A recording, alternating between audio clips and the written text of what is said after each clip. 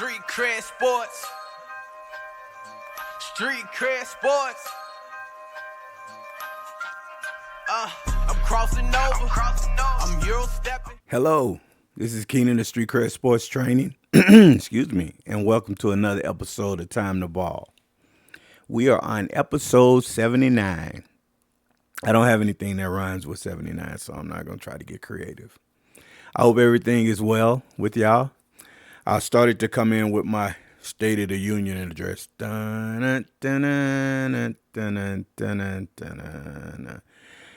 nah, that's not me.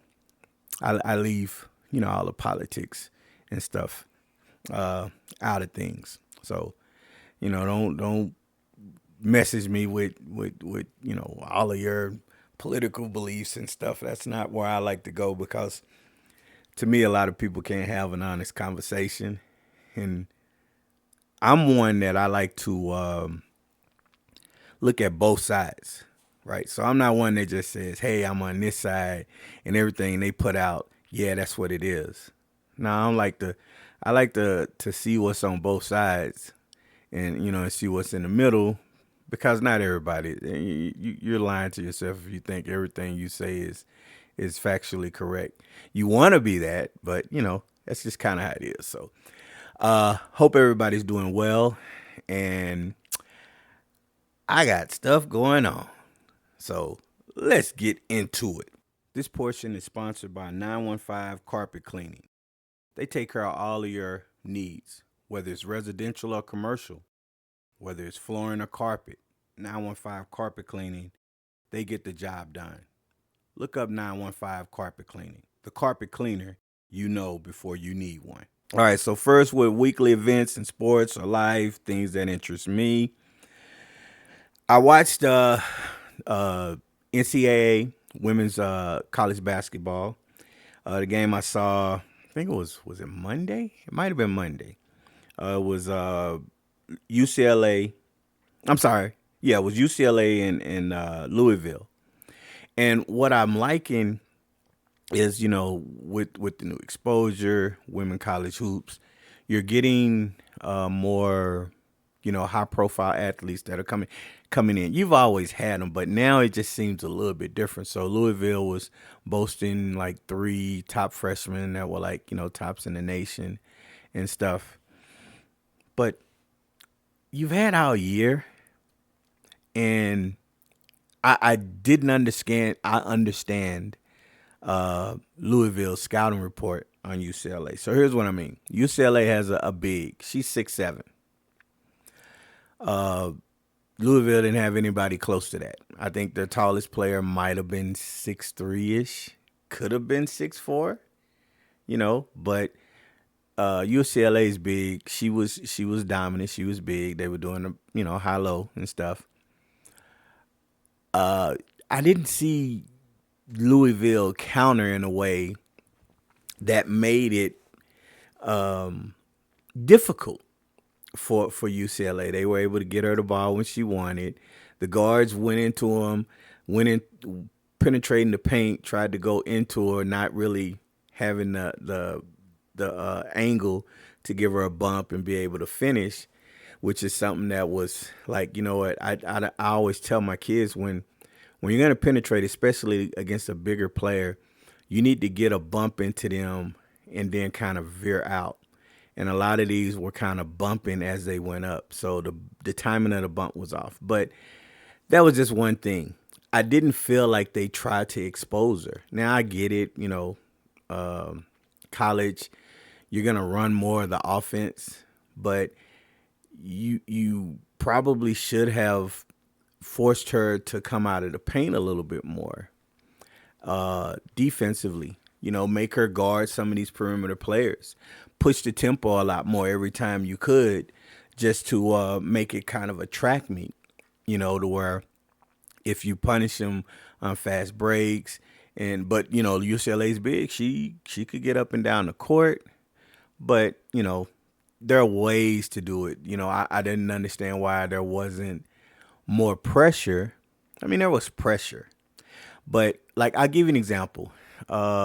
Carolina and Villanova, I can't remember what year it was. It was been 5, 6, maybe 7 years ago, national championship. Carolina had the bigger squad. They were, they were bigger squad, especially in the interior. Villanova had some height, but they weren't as big and physical. So everyone was like, Carolina should just be able to take this. Well, Villanova won. I want to say they won at the buzzer on the shot. But when you go back and look at the film, Villanova did something that coaches do tend to preach sometimes, but kids or players don't always get the memo and understand. What Villanova did is they put extreme amount of pressure on the wings when they had the ball, making it hard to inbound, not inbound. God, what am I trying to say? To entry pass. Goodness gracious, to have entry passes into the post, and then obviously you front their bigs, which makes it difficult. But by not allowing that entry pass to be just a simple pass, putting so much pressure to where you have to be pinpoint accurate when throwing that ball, it disrupted a lot. So now those bigs aren't as, able to eat. And I would have liked to see Louisville do it. They did it on occasions, but I'm saying constant for the whole game. We're going to force you to not be able to do what you're accustomed to doing. And once she got it, then it's pretty much a wrap. So I was just, to me, it was like, this is the first game of the season. You know who they have. And I felt, and again, I wasn't in the locker room. I don't know what the actual game plan was, but I felt like they didn't try to expose her a little bit more. Now, I don't think UCLA ran much man, and I think they allowed her to just stay in the paint. But if you're running man and she's in the paint, then, bring those guards off of screens. So if she doesn't come out, she's, you're going to shoot threes, right? So there are ways to bring them out, but I don't know. I don't know what the game plan was. I watched the game, and I wasn't like on every single second, but I locked in for about a good 15, maybe 20 minutes of each half. So I was it's like, okay, scouting report, I thought the game plan might have been a little bit better, but that's just me. I'm not coaching. I'm not throwing shade on the Louisville coach. I mean, he looks like he has a really good squad, and we'll see how they go. The next thing is JuJu Watkins from USC. The girl can go. If y'all ain't seen her, y'all need to see her. She has a kind of a quiet demeanor. She's not as she's not as demonstrative. Now she had one situation. She scored 27 against Ole Miss on their first game. It was a game before the UCLA Louisville game. And there was a particular moment in the game where it was a rebound, fast break. They're pushing it up. JuJu's coming on the left wing. Okay, there's a post down low for USC. There's one defender kind of on the post. The guard has the ball at the top as she's pushing it through. The other two offensive players were far to the right, and you had pretty much all four defenders shading that way. To me, it was a simple, pass over to your left to your best player, probably best player in the country, for a catch and shoot three, or force that defender to pop out knowing that she's going to shoot it, and you can dump it down to your big, right, for an easy layup. But she chose to go to the right and got a heavily contested, and it was partially blocked jump shot, 3-point. And JuJu's body language was like, kind of like, oh, the ball needs to come here, right? And, it wasn't one of those, oh, my gosh, she has a bad attitude. It was like, you got to see that, And my thought process, and like, again, I'm not with JuJu. I didn't call her or anything, but my thought process was, that's the wrong decision. Not because JuJu's the best player, but if you just see the floor naturally, it's the best play. Like if it was another player and JuJu's on the right and the other player on the left, that ball needs to go to the left. But you always need to find. I'm not saying you gotta pass it every single time, but you need to find and know where your best player is on the floor at all times. You need to know. I played with people that they wanted to make sure I knew where they were and that they were open. And I was like, I know where you at. It's like even if I didn't know, you trying to constantly remind me that you over here, right? All the time. So, sometimes I got to tell you to shut up. But, you got to know where your best player is on the floor. And it should have been a simple kick ahead, let her put pressure on the defense. It was a wide open three. It was a wide open three, uncontested. Nobody was going to get over there in any time to keep her from shooting that three.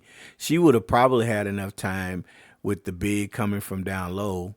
If she comes up to try to, chase her off the three, it's a pump fake, sidestep, and she still gets that three. So, JuJu is for real. And I don't know if they'll ever get one and done on the women's side, but I think she's pro ready right now. So I'm excited. Her, Paige, or a couple other, ladies that I'm excited to see play.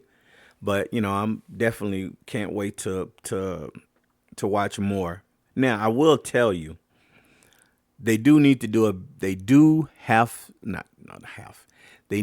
better job with teaching these players about pull-up jump shots, especially on the fast breaks. There were tons of non-pull-up shots and I'm not even saying three.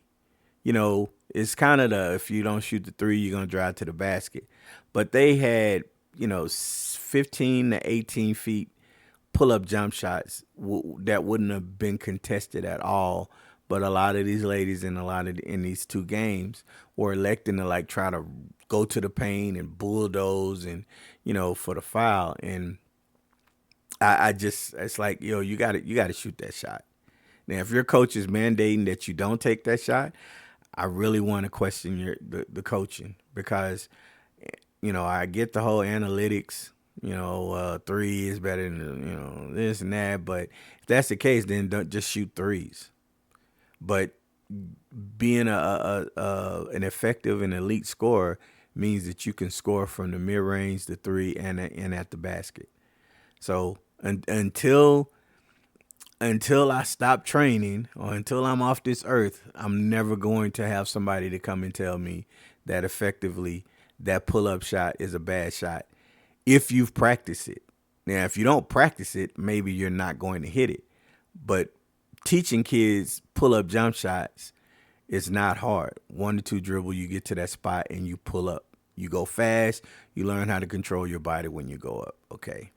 So I was just wondering, when that's going to come in. But, we'll see. Okay, well, I know y'all have heard the breaking news. I had to break it to my lovely wife. And I told her Christmas came early because the Saints, they fired Dennis Allen. Long time coming. Should have been, should have taken place a while ago. And I've tried to tell her that, they're trying to look at it like they did. They had an unbelievable stretch where they only had to tweak and add here and there. They didn't have to reset because you had, one of the top quarterbacks of all time playing.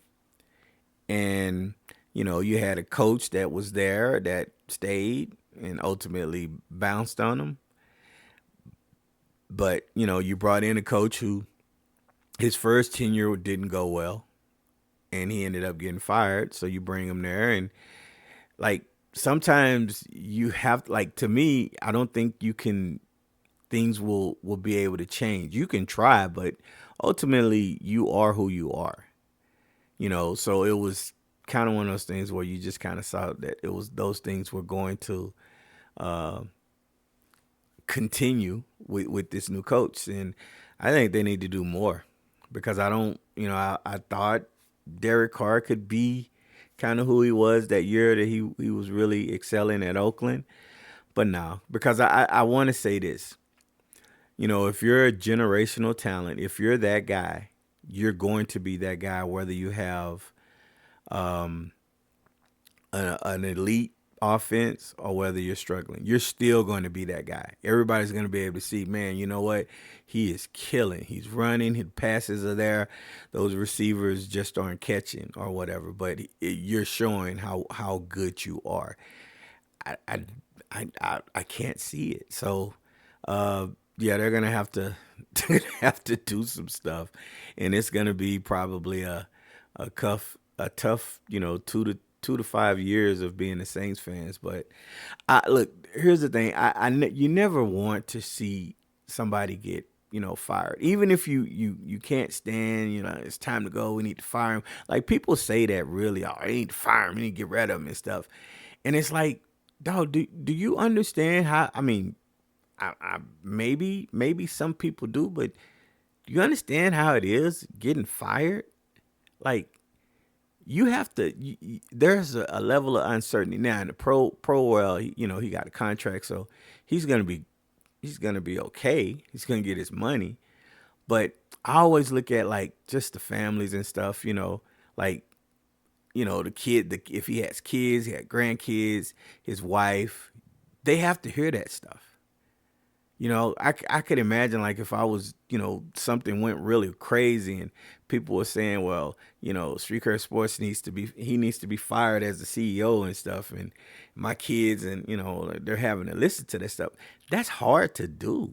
So you never want anybody to lose their livelihood, but you understand it's a job. He did not perform and, the writing's on the wall. I just hate. I wish there was another way, but I know there's not. I just wish there was another way to do it, to where it wasn't so, it wasn't so bad. Because like with the average person, right? Like we don't get that kind of severance pay. You get fired and you on your way to unemployment line. Like, hey, they owe me some money, or we can only get you like 60 cents on the dollar. As opposed to what they make in professional sports. So I think he'll be okay. I'm sure he'll go back to being a defensive coordinator. And this is the thing, and it's nothing wrong with this. There are some people that, you know what, they're going to be good in one area, but they're not in another. So like he's a excellent defensive coordinator, but he just had okay. I'll say he's not. Because we've had a body of work of maybe 7 years, I think. He's been the head coach 6 to 7 years. So in 6 to 7 years, he has a really bad record. There was nothing that he's done in those 6 to 7 years on both of those teams that gave you a glimpse to, hey, man, you know what? If this, and this, he's going to be good, right? He might not just being a head coach might not be what he's built for or what he does well. And that's okay. That's okay. So he'll be probably maybe not this year, but in the next year or two, you'll probably see him back defense coordinator. So we'll see. And they all rotate. You see coaches that were fired, and next thing you know, they back in their element. So we'll see how that goes. All right. So I do want to ask: are there any dominant teams in NFL? Like what I mean by dominant team. I mean, like when you see them on the schedule, you're like, damn, dog, we got to play them. Damn, dog. Hey, yeah, man, all right, we got to keep it respectable. Yeah, you're competitive. You want to win. You always say you feel like, hey, no, we always got a chance, but you're like, damn, dog, we got to play them. So are the Chiefs that team? Are they going to go 18-0?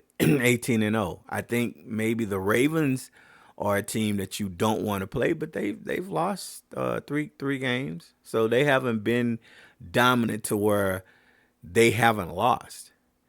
The Lions have lost a game, but like, okay, I'll put it like this: there was a year when the Patriots, when they were going, it was 07, I think, when they were about to go undefeated. you saw them on the schedule after they started out, and it was like, man, it's gonna be an L, man. Hey, dog, look, we just not trying to get blown out, cause Bill is on a revenge tour. He might try to put 50 on us. Because I think he put 50 on San Diego or Buffalo, and they was like, "Hey, well, it's like 3 minutes left in the game, and y'all still throwing bombs." And he's like, "Well, we just got to play the game. We got to keep playing. They're a good football team." They're like, "Bill, dog, y'all was up like 50 to 12. What were they gonna do in 3 minutes left of the game that showed you that they were still a good football team?" So like there was that was a team where it was like, man, you didn't want to see them on the schedule, right? That's just off the top of my head. I know there are many more, but just off the top of my head. So I don't know if they're dominant teams. And this year, you have, like, I think in the NFC, it's like 6 of the teams that were in the playoffs right now are right now outside of the playoffs. 6 of the teams, 5 or 6, I think 5. Five of those teams right now are outside looking in. They're not even, that they have like division leaders, wild card, and in the hunt. Some of those teams aren't even in the hunt. They're really bad. And it's just like, who's going to be the best team, in NFC, AFC. So I don't know if there's a dominant team. I guess I would have to say the Chiefs, but like with the Chiefs, it's kind of methodical. They're not blowing you away right now. They're not beating you like 40-12. They just kind of like, yeah, we'll let you get up. You can get up maybe a touchdown.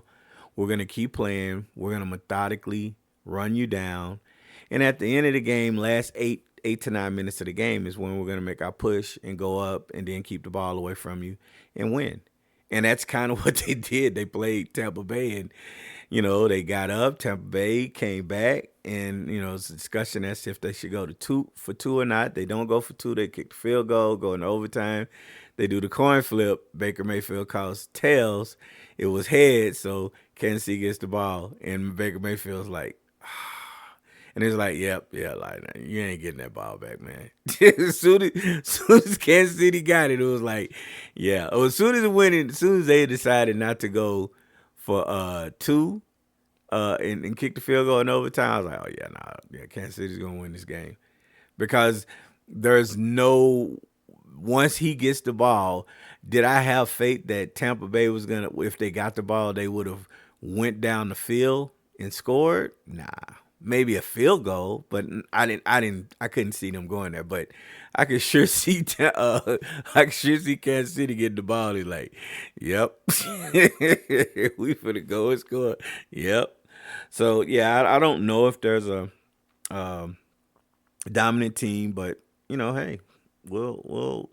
I mean, they could end up going undefeated, but I just have a hard time looking at them right now. They're a great team. They're a great team. I just don't look at them and see dominance. Like, we're not trying to see, hey, can we get an extra bye? Or, hey, our plane malfunctioned or something like that. We can't get to the game. So, y'all go ahead and take the win. We're going to go ahead and move on to the next week. All right. Okay, let me get into the NBA. I want to talk about Joel Embiid's situation. So for those of you who don't know, Joel Embiid has been sidelined for the beginning part of the season. They haven't really addressed what it is. I think it was something with his leg. They're doing leg management or load management with his leg. People have not been happy because he did play in the Olympics, and so it's like, you play in the Olympics, did you get hurt? And it's like you're injury prone. So if you knew you're injury prone, why would you put yourself in that position to where you're not going to be ready for the season? And then he made a comment about he probably won't play back-to-back games anymore in his career, which was, you don't want to hear that, because that's part of it. And, and I know you want to save him for the playoffs. Look, there are some players that are injury prone. I would say, I guess you could say I wasn't kind of injury prone. I have 2 ACLs, but they weren't like, back to back. I had some early ankle issues, but I got it figured out. And then I had the one ACL. You know, as I got older, then yeah, you get those kind of. But when I was younger, I don't think I was injury prone. So there are some people that you like, damn, like every time they show up for practice or a game, it's like, damn, what happened, man?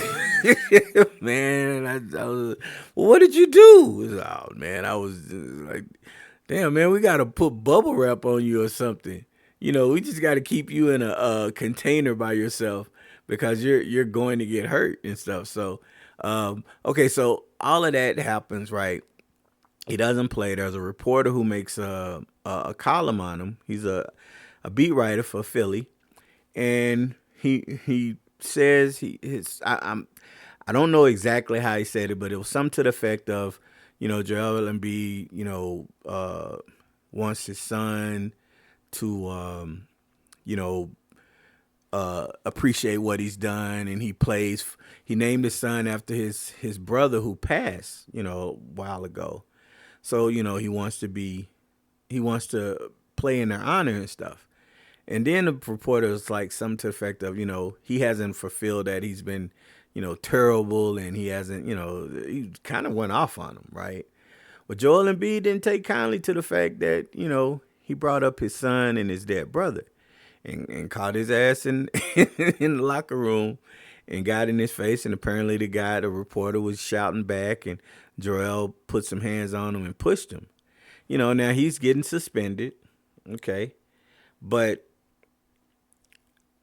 look, first of all, don't bring things up that are off limits. And I think the world that we are in today, social media wise, you know, reporter wise, is like you can talk and say anything. Well, yeah, you can. But some things you bring up those things, you know, yeah, you can talk about it, but you gotta anticipate that you might get smacked. You might get smacked. You might get popped in your mouth because that's unacceptable. Because what if we turn the tables on Luffy 56 at such and such, you know, who that's his user. Now I'm just throwing out a username. I hope there's nobody with that actual username out there. Could be a great person, but let's say that's that person on social media that's just trashing somebody in their family. You know, what if we were able to find out, you know, your inner workings and who you are and where you work for and your family, and then you start bringing this stuff up, you know, about what they're doing. Nobody's gonna want to hear it. You don't want to hear. Nobody wants to hear negative things, obviously. But, you know, if you're not doing good, you're going to get negativity. And that's part of it as an athlete. But you can't bring people's family and their kids into it. You shouldn't, even on good stories, you know, now, unless the story is about that child, a child happens to be, you know, do something good and you're highlighting the child and the child happens to be the NBA or the professional player's child, then yeah, because it's about the child, you know, just like you would in the community, you know. But like picking on people's family and picking people's family out, nah, that kind of stuff can't go. So I just think it was out of bounds, and you know, I think the reporter probably was lucky. Now, Joel gets suspended. You know, what's gonna happen for that reporter? Because the reporter, apparently he ended up apologizing. You know, what kind of punishment does he get?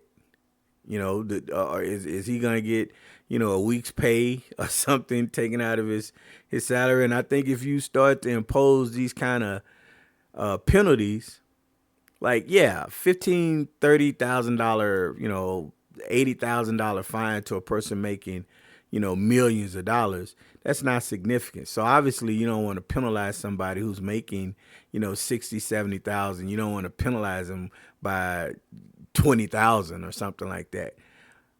But you need to let people know, like, look, this is not acceptable, and that's not, you know, what we're about. I mean, because look, it goes into the next topic about social media. You know, it gives people unnecessary voices in pro sports or just in anything. I mean, look, I'm not going to get into politics and stuff, but, you know, we've been divided for a long time. We've been divided. Like, a lot of y'all don't know it, I know it because I see it. I have to live it. It's always been division. There are just people that just don't like and rock with you because for no other reason other than your skin tone or whatever. And it's stupid, but that's what it is. Okay, all right, you go through that, but the stuff that you hear on social media, what people say, and what people feel like it's okay to say, it's just crazy. You got players getting on social media, talking about stuff. You got players, family members getting on social media talking about stuff. And it's like, if before we had social media, you didn't hear and stuff. And obviously people have voices and people get frustrated with stuff. But like when you put that stuff out there, it's out there, right? You can't take it back. And most people, the standard thing is come out, hey, I'm sorry that I made that statement. I didn't think about it and it doesn't reflect me and I'm going to use this time to get better. And I'm like, why couldn't you use that time before? Because I can tell you right now, there have been, I might even say millions of times where I was getting ready to put something out. And I was like, nah, I can't do that. I always stop and I have to think about like, how does this affect somebody else? And I'm not one of those people that's trying to lambaste, but sometimes I see stuff that people post and it's like, yeah, no, you don't have a clue, man. And I want to respond to it, but I don't. So I get it, but we have to start being better because, and some people say, hey, it's got to get worse before it gets better. It might actually get worse before it gets better, but hopefully we can pump the brakes and start being, more refined and understanding.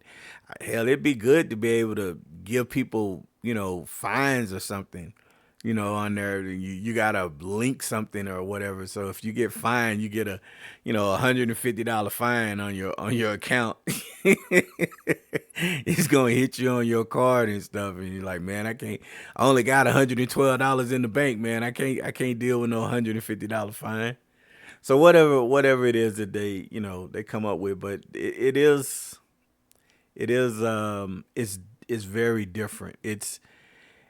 It's taken on a way that I don't think people intended when they created all of this stuff. It was allow you to share and stuff, but you didn't. For some reason, people didn't understand that there are people that are just very vulgar, very very nasty hombres. Y'all know what I'm talking about if y'all take that stuff. But what I'm saying is, social media has just created this thing, especially in pro sports, where people can just feel like they say what they want, and that's not really how it should be. So we'll see. Hopefully, it can work its stuff out. All right. I'm going on to my basketball ideology. I think I kind of ramble a little with that other stuff. I hope you got the message. And if you didn't, just say, man, I don't know what the hell you was talking about. You was just talking. And then I'll clarify. But for now, I'll leave it as such. So, in watching that UCLA Louisville game, Louisville, it got me to wondering, like, what's a good age or level to start scouting reports? Now, I know you got them on the NBA level, and I know you got them on the college level. You create scouting reports. I actually have a scouting report from an NBA team that I got, and I actually have a scouting report from a college team that I got, and it goes over everything. I might have to put that up one day and just say, you want to understand how much work it is. Here's an example. I gotta see how I can put that up there. But in any case, it got me to wondering, like, I think elite teams in high school, they do scouting reports. I know, like, on maybe not every high school coach does it to a certain degree. They will, hey, you know what, we got to watch out for this person, right? But how detailed are their scouting reports? Are they detailed enough to know, hey, this is a set they run. This person scores 45% of their points coming over the left side of the screen and roll. So we don't want to let her go to her left. We want to go to her right where she scores, 15%, of her scoring. Or if you want to make it simpler, when she goes left over the screen and roll, her percentage is 42. When she goes right on the screen and roll, her percentage is 18. Where do you want her to push her? You want to push her to her right, right? So like that's a lot more in depth when it comes to scouting reports, and I don't know how intricate high schools get. But my question is, when should you start with scouting reports? When should you start? Should you start in middle school? Should you start as freshman? Like really detailed scouting report. Unfortunately, you have to have people who understand how to discuss it. And in some areas, you don't actually have that because you have some coaches who are helping and filling in. Basketball is not their sport. But I don't think every school has a system in place to where it's like, look, we do our scouting report, and this team we're playing, and this is what they present to us, because you really have the data. Only teams you don't have all the data on is the freshman team. Now, if you're really that guy, you're going to all the different middle school games for every school in the other district because you're going to be playing them. Now, that's commitment, but I know coaches don't have that kind of time with what they're doing and what they're getting paid. But, like, think about in the city league, fourth grade, little Timmy. Little Timmy dribbles the ball 8 times every time. And he passes and he runs over, he gets the pass and he shoots, right? Like, okay, this is what we're going to do. When he passes it and, when he's going over, as soon as he's going to catch the ball, we got to beat out there and meet him and double team, right? And some teams will throw double teams, but it's not like a scouting report. It's like, hey, he's the only person that can play. Well, I guess that is a scout report. He's the only person that can play, so we're going to double him, right? But how intricate and when should you start doing it? I think if you have a program that's, not a fly-by-night program that just started, but if you have a program that's been there for a few years and you're building, I think you could build in a system to where you're kind of scouting. Now, you're not trying to get all of these intricate, look, little Nancy, anytime she has a Pop-Tart before a game, she scores over 10 points. If she has a top Pop-Tart, we got to make sure we hold her under 10 and that stuff. We don't want to make it that intricate, but for the most part, I think you should do it because it does give you the opportunity to create smarter kids and make kids understand that, there are more than one side of the game when it comes to basketball, because when they're younger, a lot of kids don't understand that, you can shoot, but you need to be able to defend. You need to know what your players are like, what type of sets that you like to run. And I know I'm getting really intricate with stuff, but let's see. So I'm just curious as to what age or what age or grade level you should start with city teams. Should it be 5th grade? There you really kind of start to implement scouting reports. And look, there's a difference, because if you tell a team, to me a scouting report is in game. You've scouted them and you figure it out, but you just tell them, hey, we're going to double this and that. But you don't kind of explain to the kids why we're doubling and what you're going to look for to come out of it. They're not really understanding. I think, me personally, I could be totally off, but I think it's important. So I'll ask around. And if you listen to this and you like, yeah, you know what? I think you should start them out at this age. Let me know what you think. I know you want to start them out, but then sometimes you look at some players and like, yeah, they're not going to be able to understand that, and that's fine, but you got to find a language and find a way to be able to communicate with them where they can understand. Okay, so I'm lastly going to continue talking about our new technology that we have. Today I'm gonna talk about the laser uh, basketball ball handling machine that we have. Laser. What is a laser? It's from a company called Handle Fitness, and what it is, if you've ever played, and I've never played it, I've seen it once or twice, but there's a game called Guitar Hero, and this is, I guess, identical to Guitar Hero. But basically, you have to perform these ball handling drills. So, whether it's regular pound dribbling on the right or on the left, crossover between, behind, all the regular moves, um, you have to perform it. And there's a camera that's watching you as you're dribbling and trying to sync the way the ball is hitting the ground at the same time as what the computer and it's telling you to do. If you don't do it correctly, when you at the end of it, you get a red like thumbs down, and he'll make a statement. If you get a thumbs up and it's green, then hey, you did good. We're gonna move to the next portion.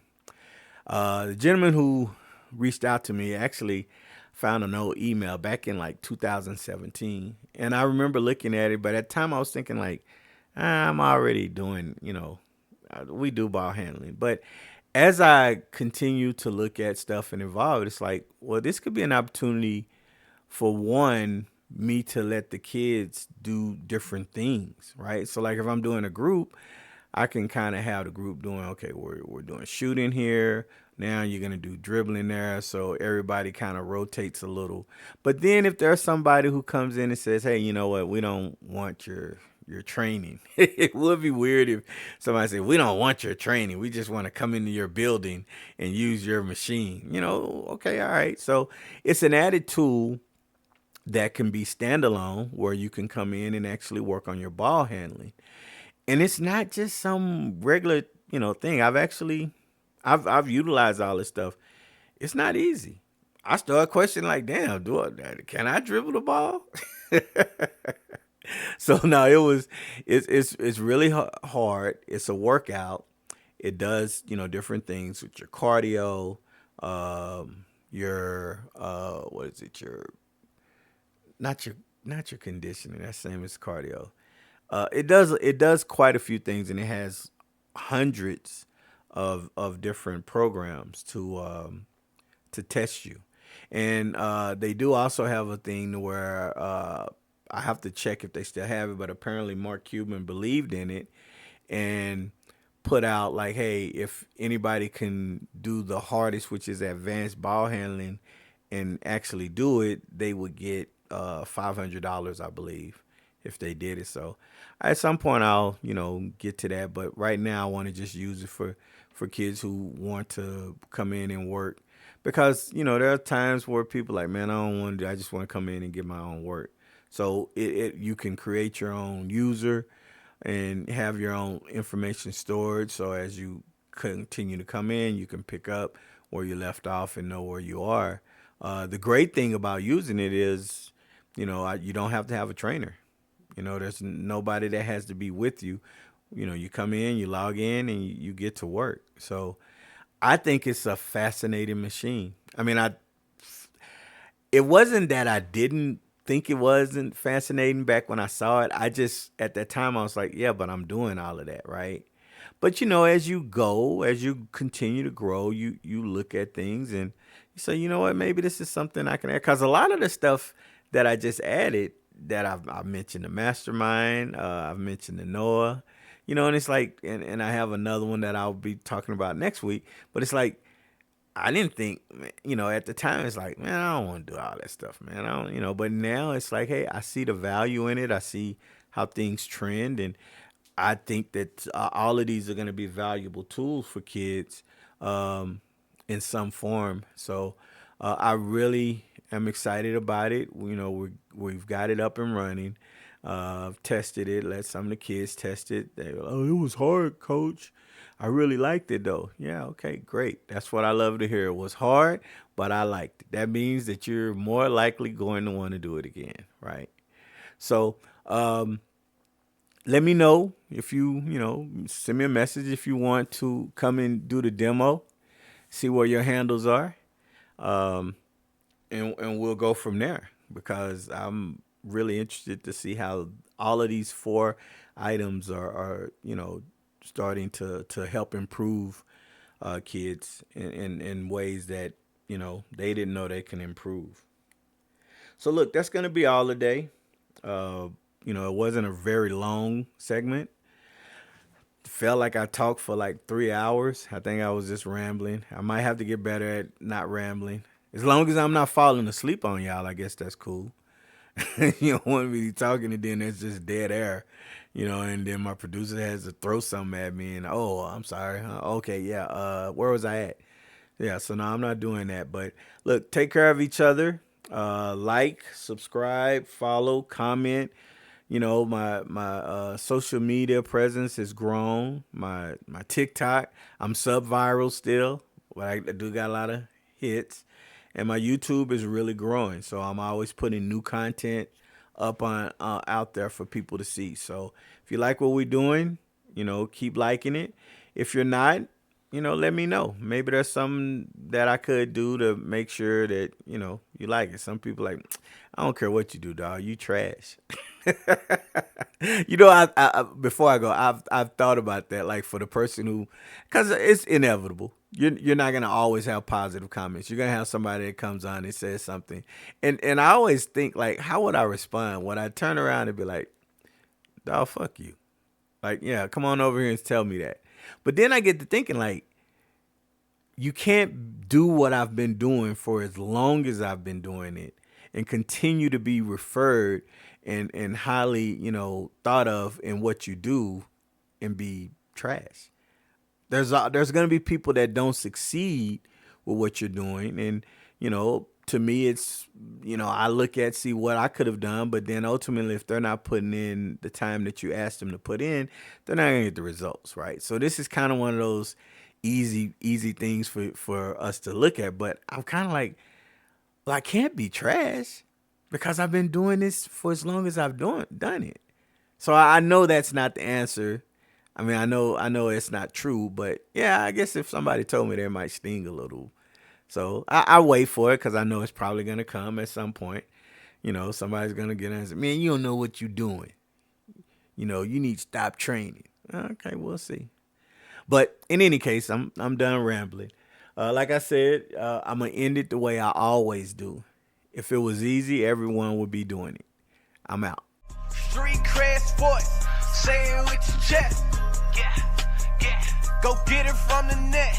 Street cred sports, okay, that's a bet.